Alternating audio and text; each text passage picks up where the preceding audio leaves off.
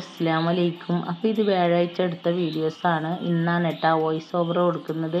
എനിക്കൊരുപാട് ടെൻഷനും കാര്യങ്ങളും ഉള്ളത് കൊണ്ട് തന്നെ എനിക്ക് വീഡിയോസ് എടുക്കാൻ പറ്റിയിട്ടുണ്ടായിരുന്നില്ല. അപ്പോൾ ഞാൻ എൻ്റെ വീട്ടിലായിരുന്നു കേട്ടോ ഞാൻ പോയിട്ടുണ്ടായിരുന്നത്. അങ്ങനെ അവിടെ നിന്ന് എനിക്ക് വീഡിയോ എടുക്കാൻ പറ്റിയിട്ടുണ്ടായിരുന്നില്ല. അത്രയും വലിയ ടെൻഷനും കാര്യങ്ങളാണ് ഞങ്ങൾക്ക് വന്നിട്ടുണ്ടായിരുന്നത്.